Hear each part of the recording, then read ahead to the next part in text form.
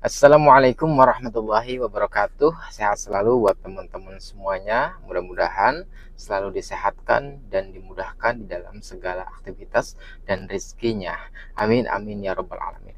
Baik teman-teman, kemarin ada yang bertanya kepada saya, Kang Yahya katanya, kok ini kasus luar biasa angelnya, sengitnya, ruwetnya dan sebagainya ya.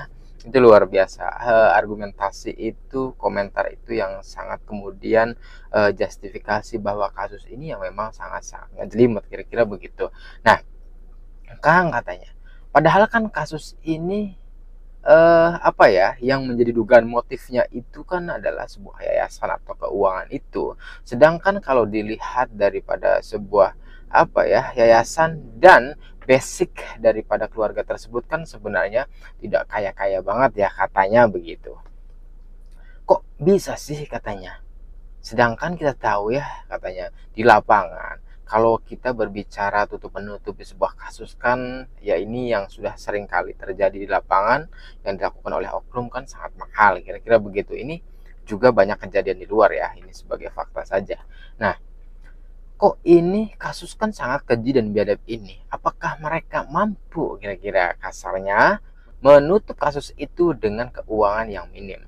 Kita tahu bahwa apa ya, pencairan di dalam sebuah yayasan juga sebenarnya kan cuma hanya 1,4 M saja ya, sedangkan ini 1 tahun. Nah, apakah dengan 1,4 M selama 1 tahun itu mampu menutup itu semuanya? Nah, kan ini adalah hak daripada netizennya, wajar saja mempertanyakan itu. Apakah tidak ada hal yang lain yang memang memungkinkan bahwa kasus ini sebabnya adalah sangat lama dikarenakan misalkan apakah ada pencairan TPPU yang jumlahnya itu adalah fantastik, triliunan dan sebagainya. Apakah itu mungkin, katanya begitu ya dari teman-teman. Nah, baik teman-teman, bahwa memang sekali menurut saya juga bahwa kasus ini sangat ngejelimet, ruwet dan sebagainya.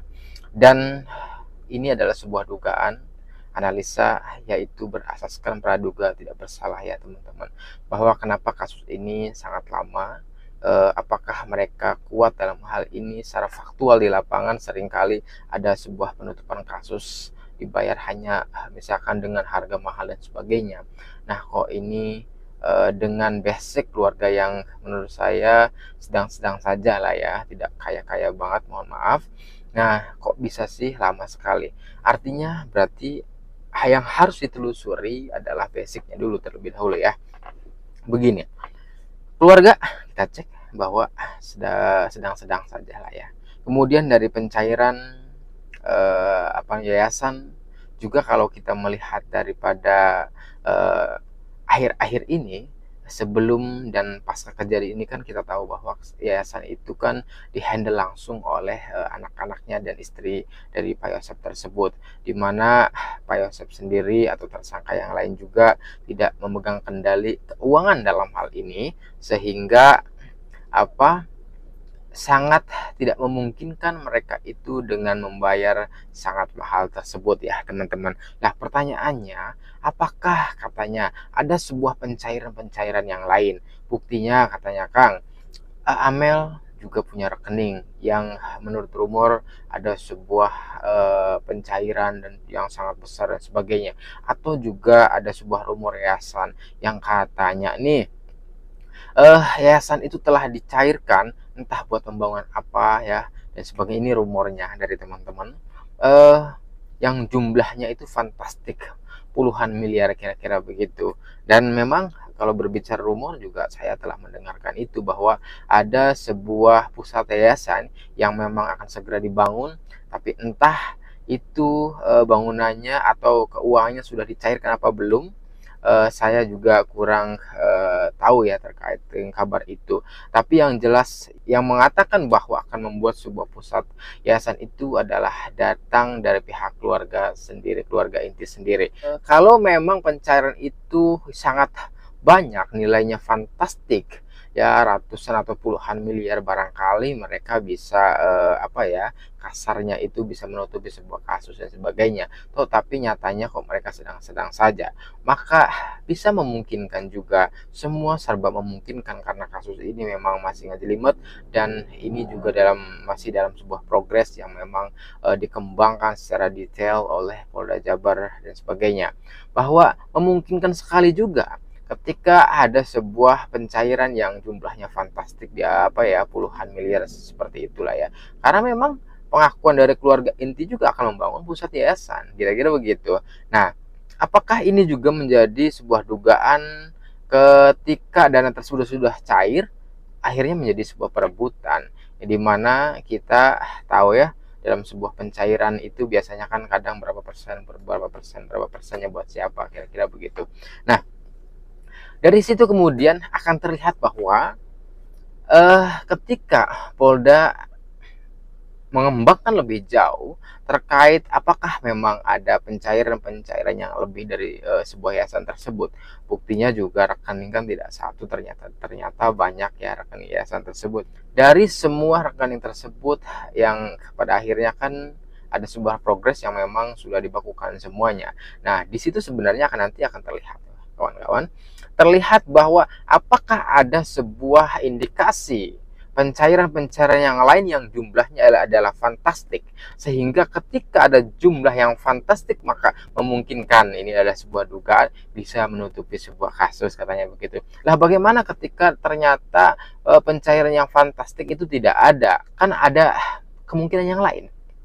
Misalkan bahwa kasus itu tertutup bukan berarti bahwa orang yang atau pelaku tersangka itu mempunyai uang besar juga ya teman-teman. Bahwa ada di situ garis sebuah genealogi, garis keturunan, apakah ia juga adalah masih keluarga, apakah ia juga masih ada hubungan emosional, friendship, pertemanan yang sangat baik dan sebagainya. Sehingga hubungan emosional friendship yang sangat baik ini atau secara genealogis yang sangat baik ini dari sisi keluarga keturunannya itu juga bisa memungkinkan. Kalau kita berbicara memungkinkan, ya serba memungkinkan. Nah, adanya OOJ itu kan ada dua memungkinkan itu ya teman-teman. Ada yang memang diduga itu ada yang membayar, yang kedua juga diduga ada yang memang secara genealogis punya keturunan, yang ketiga juga ada jaringan yang memang secara emosional friendship itu mempunyai kedekatan emosional yang sangat luar biasa. Jadi tiga jalur yang memungkinkan ini pada akhirnya adalah sangat memungkinkan bahwa terjadinya OOJ itu, kan begitu ya teman-teman. Jadi saya kira bahwa OOJ itu terjadi bukan hanya masalah keuangan, apalagi misalkan kalau terbukti ada sebuah indikasi TPPU dan sebagainya cair dengan nominal yang sangat fantastik, puluhan miliar dan sebagainya, itu juga memungkinkan. Ini mah kalau itu tidak memungkinkan, berarti adalah kemungkinannya melalui genealogi, jaringan genealogi maupun jaringan daripada emotional friendship itu ya teman-teman.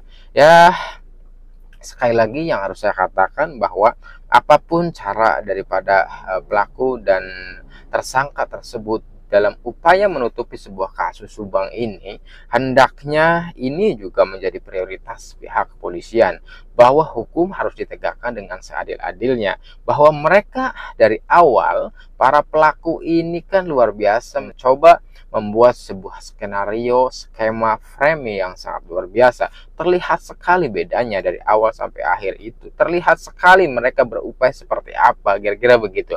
Nah, dari sini kemudian netizen sebagai masyarakat biasa saja melihatnya itu seperti ada sebuah kemudahan. Apalagi kemudian pihak kepolisian menuai sebuah kemudahan juga dalam mengembangkan informasi, menggali informasi dari para saksi dan sebagainya. Termasuk juga teman-teman bahwa di dalam kasus Subang ini kan ada 3 poin ya teman-teman. Yang pertama adalah terkait dengan pelaku dalangnya. Yang kedua juga adalah yang turut membantunya sekali. Turut membantu itu siapa? Yang membersihkan TKP dari jejak dan DNA, kemudian mereka yang mencoba menghilangkan dugaannya adalah barang bukti, menghilangkan atau menghamburkan, merusak TKP dan petunjuk kira-kira, atau bahkan menutupi dugaannya. Nah, itu yang kedua. Yang ketiga adalah sebuah yayasan yang memang sepatutnya juga harus dikembangkan, harus diulik oleh pihak kepolisian, karena hal-hal ini, tiga hal ini adalah sebuah atau indikasi dugaannya adalah pidana ya teman-teman. Misalkan Pak Surawan juga telah mengatakan ada dana fiktif, kemudian Pak Ibrahim Tompo juga mengatakan adanya kemudian keterlibatan perwira dan 2 bintara yang perannya adalah membersihkan TKP. Kita tahu bahwa TKP itu olah TKP-nya belum kelar ya teman-teman, baru sekali, tetapi esoknya kenapa ada sebuah upaya bersih-bersih. Apa maksud dari semua itu? Apakah ini yang kemudian diduga dan dianggap dan diindikasikan bahwa ini adalah bagian daripada cara mengacak-acak sebuah TKP atau apalah ya kira-kira. Nanti kita tunggu hasil daripada penyelidikan dan penyidikan oleh Polda Jabar yang telah dilaksanakan oleh Polda Jabar ya. Mudah-mudahan ada sebuah jawaban segera, dan insya Allah kita harapkan tersangka-tersangka yang lain juga akan kemudian diambil alih oleh Polda Jabar dan akan segera disidangkan setelah P21. Insya Allah data dari Polda sudah diserahkan kepada kejaksaan dan akan segera di P21-kan. Kita tunggu persidangan di Subang selanjutnya, akan kita live-kan bersama ya. Terima kasih, semoga ada manfaatnya. Wabillahi taufiq wal hidayah. Wassalamualaikum warahmatullahi wabarakatuh.